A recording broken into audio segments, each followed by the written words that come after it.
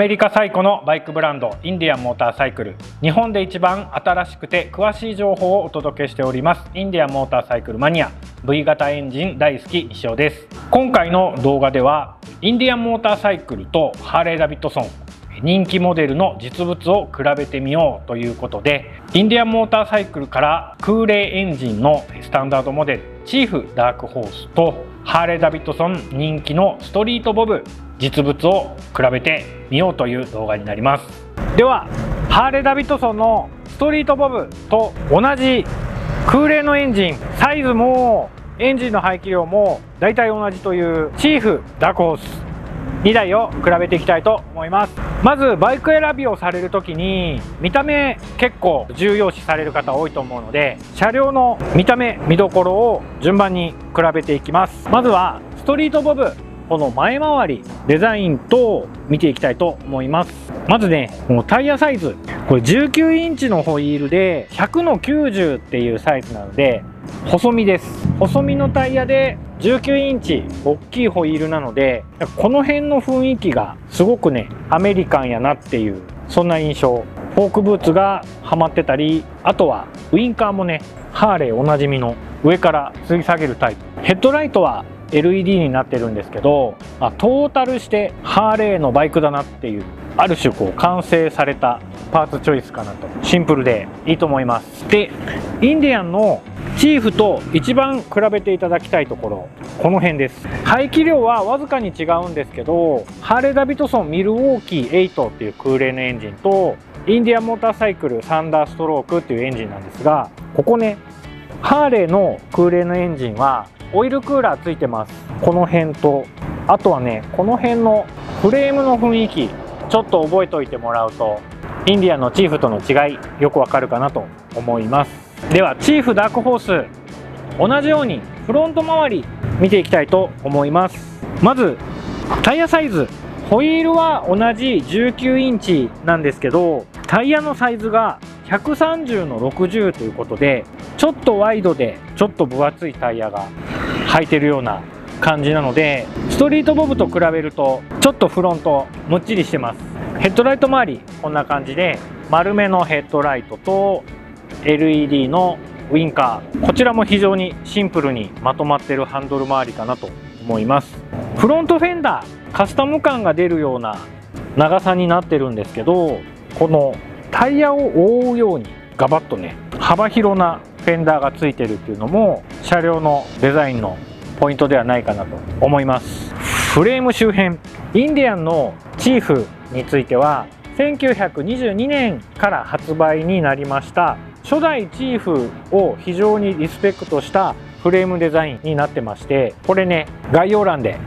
チーフのデザイン深掘りした動画もあるので、ぜひそちらも見ていただきたいんですけど、こんな感じでねフレームがスッカスカで見えるようになってます。特にねこことかね、あとこことかね、インディアンの空冷エンジンはチーフシリーズ特に純空冷のエンジンになっているので、本当にエンジンとフレームだけをシンプルに見せる、そういうなデザイン強く感じます。かっこいい。ではバイク横から見たところ、デザインちょっと順番にご紹介していきます。まずストリートボブ、エンジンはハーレーダビッドソンミルウォーキー8というエンジンの114キュービックインチ空冷のエンジンが積んであります。エンジンのヘッドからクランクからブラックの粉体塗装で非常に精悍なイメージ。このねちょっとカスタムっぽいエアクリーナーもかっこいいと思います。あと個人的に好きなのここね、この空冷のフィンのシルバーとプッシュロッドね、この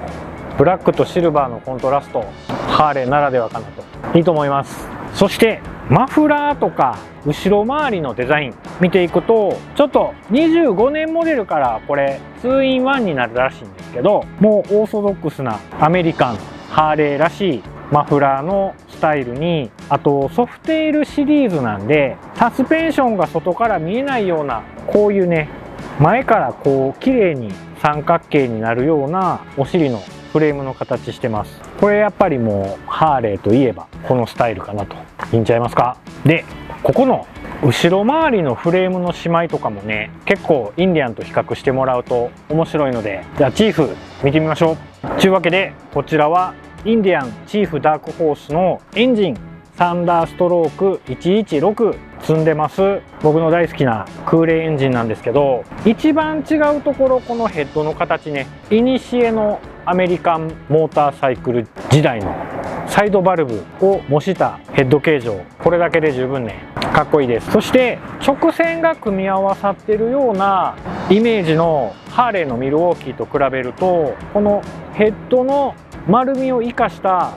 全体的にこのねフィンの並びもちょっと曲線を生かしてるような、またハーレーのエンジンとは違うかっこよさ、あとヘッドがでかい分やっぱエンジンがちょっと大きく見えるのもポイントかなと思います。ではマフラーとかお尻周りちょっと見ていきますと、マフラーはストリートボブと同じような2本出しのマフラーになってるんですけど、このフレーム周りね、リアサスペンション両方から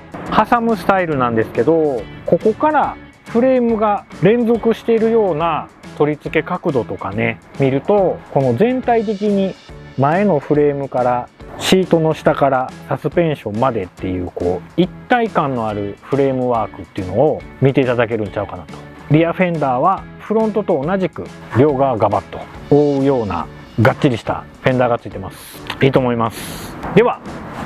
お尻周り2台を比べていきます。ストリートボブこんな感じで、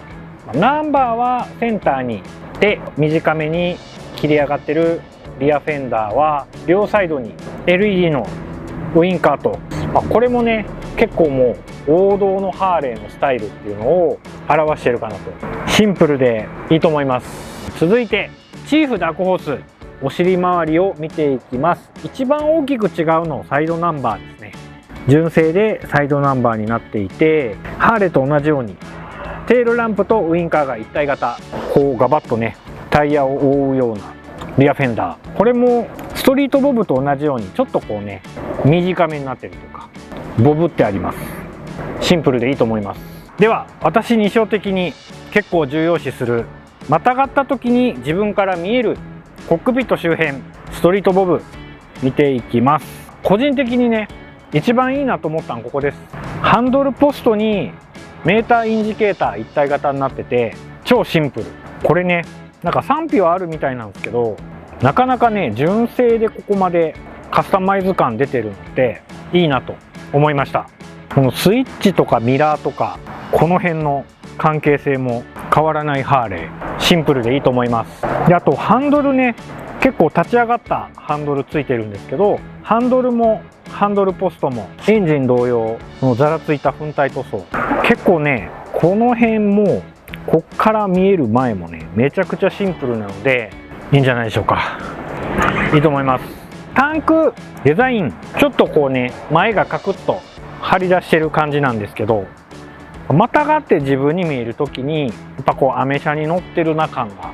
出ていいかなと。あとちょっと注目してほしいのが、ここのねタンクが乗っかってるフレームちょっと見えてるんですけど、ここ結構ねインディアンのチーフと全然違うので、その辺比べてもらうと面白いと思います。というわけで今度はこちらチーフダークホースコックピット周辺を見ていきたいんですけど、この辺のねスイッチボックスとかグリップとかブレーキミラー周辺っていうのはハーレーダビッドソンとそんなに大差なくアメリカンのバイクっていう印象をすごく見せてくれるんですけど、チーフシリーズ一番違うのメーターね、こんな感じで真ん中に液晶のフルカラーのメーターがついてます。ここがねめっちゃすっきりシンプルにまとめてあるストリートボブと、丸めのメーターでクラシック感も出しつつ中身は最新やぞと、そういう見せ方をしているインディアンと結構キャラクター分かりやすく違うかなと。でタンクもね全体的にもうここから丸いです。こう両サイドも丸くて、この上面もこう丸く曲線になってるので分厚い卵型みたいな感じなんですけど、タンクの上から見た時の大きさはねインディアンチーフよりアメ車やなというようなワイルド感出てていいと思います。ストリートボブと一番見比べてほしいこのフレームのところなんですけど、ストリートボブは四角いフレームがガーンと通ってる上にタンクが乗ってる、そんな作りなんですけど、チーフシリーズ太い丸いパイプフレームの上にタンクが乗ってるという感じで、これまたね写真隅っこに載せとくんですけど、タンクを外した時でもフレームとエンジンが美しいと、そういう作りを目指しているインディアンのチーフシリーズ、これね概要欄ぜひチェックしてください。では車体サイズ大体同じストリートボブとチーフダークホース足つきライディングポジション見ていきたいと思います。失礼します。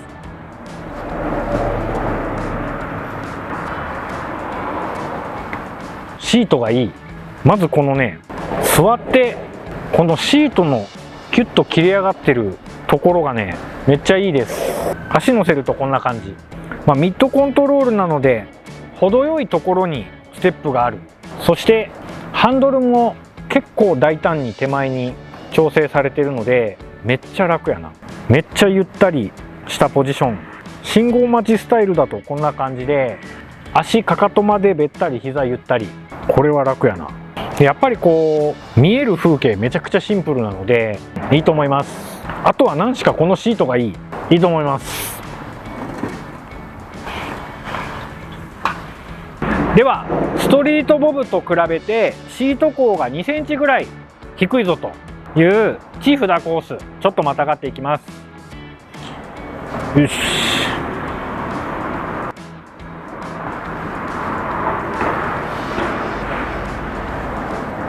起こした感じは車体重量もあんまり変わらないんですけど、このハンドルポストからハンドルの位置がチーフダークホースの方が近いので、起こした時のね感じはこっちの方が全然軽いっすね。やっぱりストリートボブハンドルが手前に来てる分ちょっとねポストから遠い分テコのかかり方が違うのかなという感じです。足乗せるとこんな感じ、リラックス。ストリートボブと比べるとこのねシートのここのお尻に当たる部分がちょっと薄いので、これはストリートボブのシートをつけたいぐらい。これストリートボブのシートはめっちゃお尻に良かったです。チーフダークホースハンドルちょっとワイドなものがついてるので、またがるとこんな感じ、ちょっとこうね前傾になるイメージ。ストリートボブと比べると走るでみたいなイメージです。信号待ちポジションだとこんな感じ、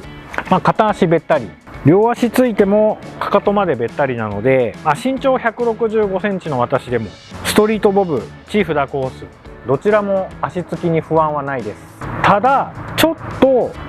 両者の違いだけ感じたところをお伝えしておくと、ストリートボブ、ハーレーのミルウォーキー8っていうエンジンが左足を下ろした時に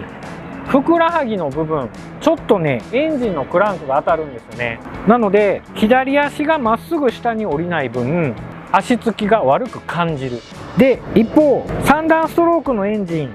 足を下ろすところがほぼ地面までまっすぐ降りるので車両の左の足つきめちゃくちゃいいんですけど、今度はねマフラーがちょっと右に張り出してるんでちょっと気になるかな。なのでこれ実は私のチーフダークホースなんですけど、信号待ちする時はだいたい右足はステップです。こうね両足つけて信号待ったりするとふくらはぎがマフラーのカバーに結構当たるので、暑さっていうよりも違和感。僕は足乗せて信号待ってます。ただこのシートねオプションでいろいろ出てますので、その辺またがってみてもらって自分に合うように、ハーレーダビッドソンもインディアンもそうなんですけど、ハンドルの位置やったりステップの位置やったりシートの座りやすさやったりっていうのはお店の人といろいろ相談してみてください。ではこちら最も違いが分かるエンジンのサウンドチェックしていきたいと思います。まずはハーレーダビッドソンストリートボブエンジンかけます。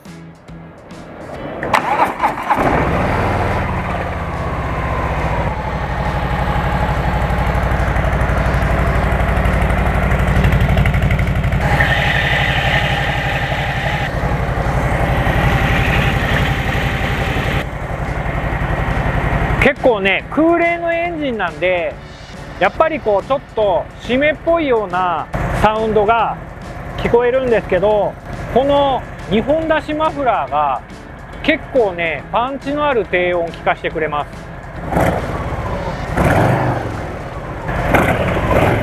あとはこのエアクリーナーね、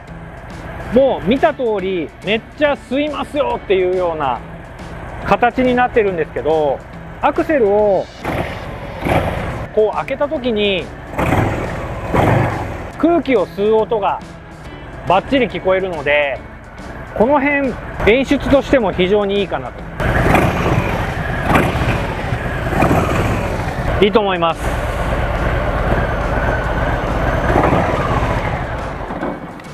では私の大好きなサンダーストローク116エンジンを積んだチーフエンジンかけていきたいと思います。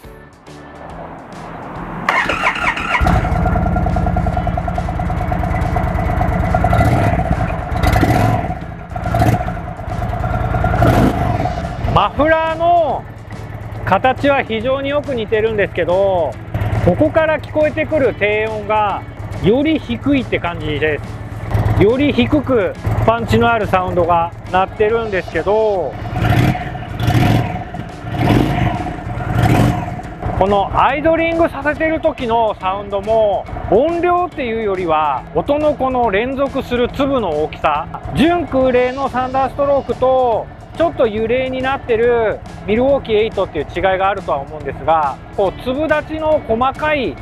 湿ったサウンドのするミルウォーキー8と、もうちょっと粒の大きいサウンドが聞こえるサンダーストローク、あとはこのアクセルを開けて戻した時のこのサウンドの粒のはっきりした感じっていうのも、同じ排気量帯で空冷のエンジンって言っても結構違います。あとチーフシリーズには走行モードが3パターンついてて、今のエンジンつけた時はツアーモード、一番おとなしいモードでやったんですけど、これスタンダードモードで、これがスポーツモード。